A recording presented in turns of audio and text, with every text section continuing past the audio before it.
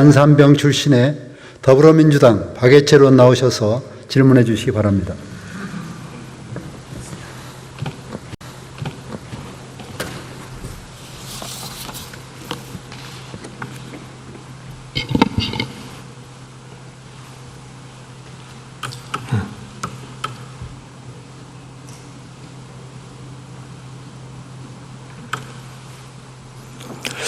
존경하는 국민 여러분, 이하경 국회 부의장님과 선배 동료 의원 여러분, 그리고 한덕수 국무총리님을 비롯한 국무위원 여러분, 더불어민주당 안산시 병 박예철 의원입니다. 반갑습니다.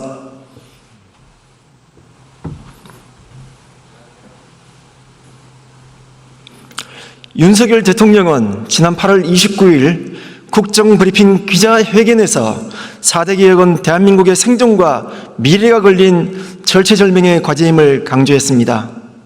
그러나 윤석열 정부가 초기부터 강조해온 4대 개혁은 노동개혁은 노조 혐오와 노동 탄압의 다른 말이고, 의료개혁은 국민 생명을 담보로 무책임한 의료 정책으로 응급실 뺑뺑이라는 신조어를 탄생시켰고, 교육개혁은 뉴라이트 역사 교과서 왜곡을 실현시켰으며, 연금개혁은 세대 갈등, 시한폭탄으로 국민 갈등만 가중시키고 있습니다. 환경노동위원으로서 윤석열 정부의 노동개혁의 문제점을 중심으로 확인하겠습니다. 노동부 장관님께 질의 드리겠습니다.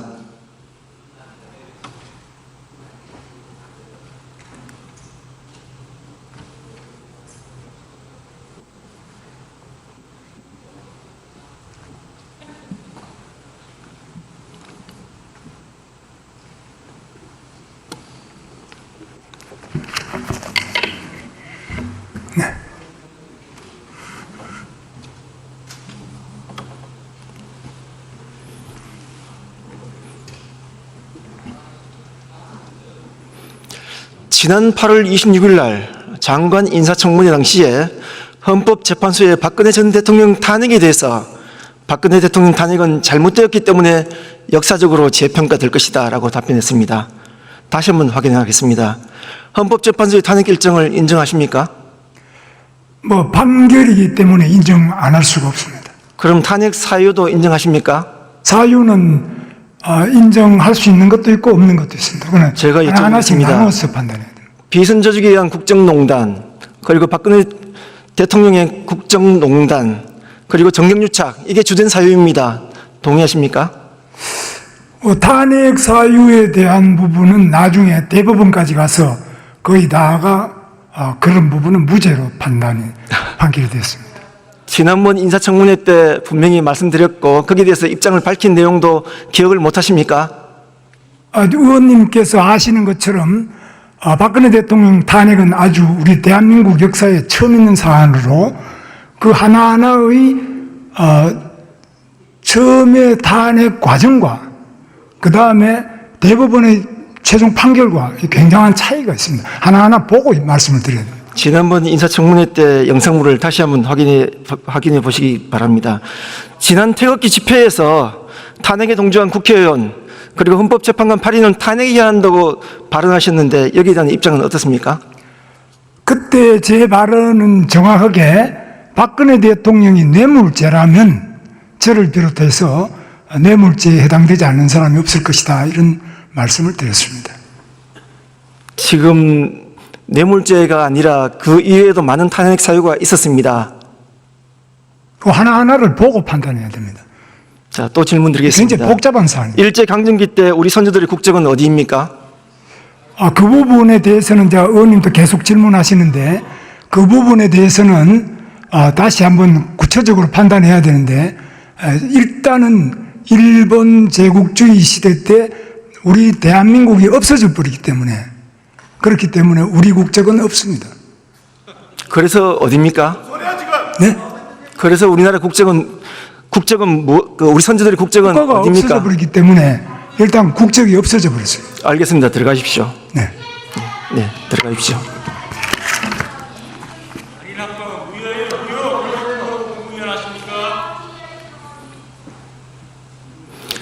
김문수 장관님은 지난 인사청문회 때 하신 말씀을 똑똑히 국민들은 다 기억하고 있습니다. 일제강점기 때 우리 선조들의 국적은 일본이라고 분명히 말씀을 하셨습니다.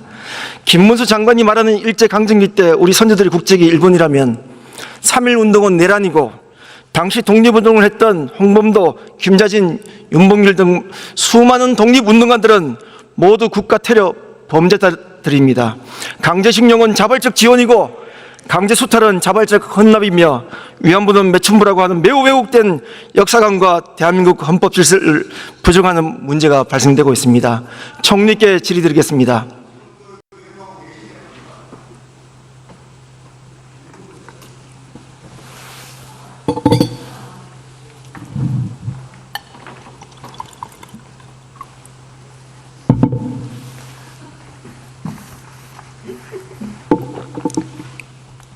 총리께서는 국무위원의 기본적인 자질과 역할은 무엇이라고 생각하십니까? 국가에 대해서 충성하고 자기가 맡은 일을 열심히 하는 거라고 생각합니다. 그렇게만 답변하시면 되는 건가 봅니다. 그럼 총리께도 여쭤보겠습니다. 일제강점기 우리 선조들의 국적은 어디입니까? 저는 대한민국이라고 생각합니다. 네. 박근혜 전 대통령 탄핵 결정이 잘못되었다고 생각하십니까? 저는 그 부분에 대해서는 그 헌법에 법원에서 판결하는 것을 다 읽어보고 판단을 해야 될 텐데요. 저는 아직 그거를 다 읽어보질 않았습니다.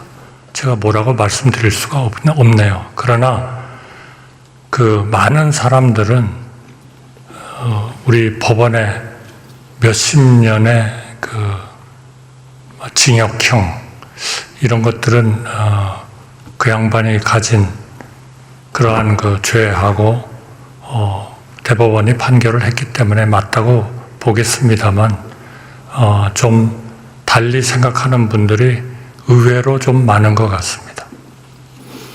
대한민국 헌법과 헌정 질서를 부인하고 헌법재판소 결정을 부인하는 고용노동부 장관, 국무위원 자격이 있으시다고 생각하십니까? 저는 그것이 지금 노동부 장관이 그 일을 수행할 수 없을 만큼 그러한 그 하자가 있다 그렇게 생각하지는 않습니다. 네, 국민들이 평가해 주실 거라고 봅니다. 국민들이 평가할 것입니다. 총리께 질문 더 하겠습니다. 총리께서도 국회만 없으면 총리 할 만하신지에 대한 답변을 부탁드립니다. 제가 그런 생각을 해본 적도 없고 말해본 적도 없기 때문에 거기에 대한 답변을 제가 하는 것은 정말 적절하지 않은 것 같습니다. 그러면 그렇게 말한 국무위원이 있다면 어떤 입장이십니까? 글쎄요, 그분이 어떤 이유 때문에 그런 말씀을 했는지를 알아봐야 되겠죠. 아무리 검찰 독재 정권에서 너무나 당연하다고 생각하겠지만 국무위원의 이런 언행은 굉장히 부적절하다고 생각합니다. 어떻게 생각하십니까? 다소 그런 측면이 있습니다만 그런 점에서 또 우리 국회도 정상화가 좀 되고 좀 뭔가 국정에 대해서 뭔가 조금 바뀌어야 된다 하는 것이 굉장히 많은 국민들의 생각입니다. 올해 2월 결정된 국가인권위원회의 진정사건입니다. 국가기관이 노동조합 조합원에 대한 비하, 모욕 등 차별행위 사건인데요. 혹시 이 내용 알고 계십니까? 저는 전에 본 것은 아닙니다. 한번 말씀해 주시죠. 네. 국가인권위원회에서는 노동조합과 노동조합 활동에 대한 부정적 인식을 초래할 수 있는 발언으로 인해서 차별이 확산되지 않도록 예방 조치를 강구하라는 내용입니다. 처음 들어보십니까? 이게 지금 대통령님하고 관련이 있는 겁니까? 그 위에 그렇게 적혀 있는데요. 대통령님하고 관련이 있는 건가요? 지금 피진정인은 대통령을 포함한 국무위원까지를 포함한 총 13명이 되겠습니다. 저는 대통령님께서 노조를 차별해라 그런 말씀을 저는 들어본 적이 없는데요. 오히려 노조가 제대로 보호하지 못하는 그런 노동의 약자들을 보호하는 방법을 좀 정부가 강구해라 그런 말씀을 하신 것은 제가 분명히 들었습니다. 국가인권위원회의 입장인데도 그렇게 생각하십니까? 그러니까 어떤 앞뒤 문맥에서 인권위가 그런 얘기를 했는지를 의원님께서 조금 말씀해 주시면 제가 아는 범위 내에서 말씀드리겠습니다. 간단하게 말씀드리겠습니다. 시민들에게 노조에 대한 부정적 인식을 형성하고 노조 활동에 부정적 영향을 미치고 노조 활동을 위축시킬 수 있다는 발언입니다. 가령 조폭, 건폭, 노피아, 기생충, 노동자 빨대 등 이런 부분들에서 인권위원회에서의 입장을 말씀드렸습니다. 네, 저는 대통령님께서 그런 건설 노조가 좀 부당하고 불법적인 그러한 행위를 하는 것에 대해서 그것을 표현하기 위해서 그런 건폭이라는 그런 거를 썼는지는 제가 모르겠습니다만 딴 쪽에 무슨 기생충이다 뭐다 이런 얘기는 하신 적이 없습니다. 그런 발언은 분명히 있습니다. 그래서 혹시 총리께서 이 부분에 대해서 사과나 이런 입장을 표할 입장은 없으십니까? 저는 납득할 수가 없는데요. 그런 말씀을 하시질 않았기 때문에 그러니까 사과할 이유도 없는 거죠. 관련 자료 나중에 제가 드리겠습니다.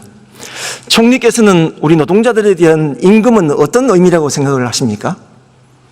그거는 정말 그분들의 생존 수단이고 또 우리 경제에 대한 기여에 대한 정당한 보상이고 그리고 하나의 권리로서 당연히 체불이나 이런 것들이 일어나지 않고 정당한 보상으로서 권리로서 행사가 되어야 된다 그렇게 생각합니다. 네. 지금 화면 잠깐 보시겠습니다. 2022년 이후 임금 체불액이 급증하고 있습니다. 특히 작년은 역대 최고로 체불 임금이 1조 7,845억 원입니다. 이 수치는 미국의 7배, 일본의 10배에 달하는 어마어마한 수치입니다. 이런 결과는 결국 노동자들의 생존권을 심각하게 위협하는 것으로 생각됩니다. 총리께서는 어떻게 생각하십니까? 대단히 유감스러운 일이고요.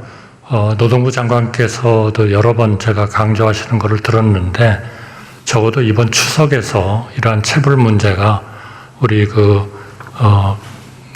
매일매일 열심히 일하신 분들의 그러한 귀향이나 가족들과 만났을 때 문제를 일으키지 않도록 최선의 노력을 하겠다는 다짐을 여러 번 들었습니다. 네, 최선의 노력을 다한다는 결과가 작년 기준 역대 최고의 임금 체불액을 기록했고 올 상반기 기준으로도 1조가 넘었습니다.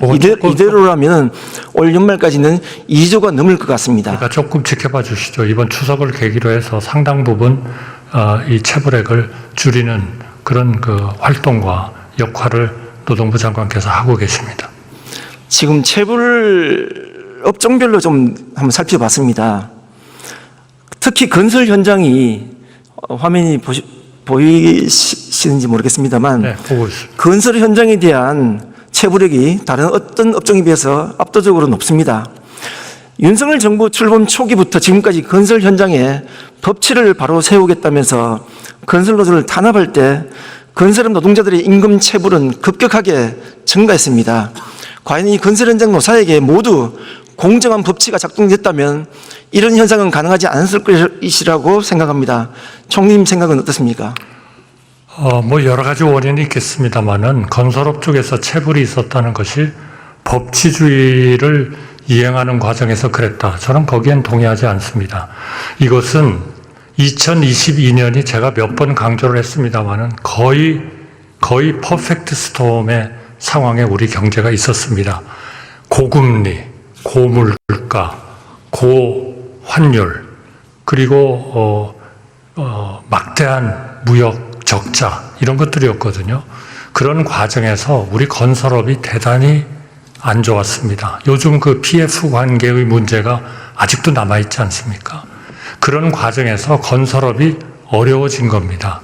이제 여러 가지 경제가 아직 내수 쪽이 충분히 회복이 안 되기 때문에 건설업이 아직 충분히 회복됐다고 보기는 어렵습니다만 이 수출이나 우리 무역 흑자나 이런 것들이 늘어나면서 또 금리도 어느 정도 적절한 수준을 찾아가면서 이 건설업이 좀 나아지면 이런 체불도 의원님께서 각별히 이렇게 걱정하시는 체불도 조금 나아지는 상황이 되지 않을까 그렇게 예측합니다. 네, 들어가십시오.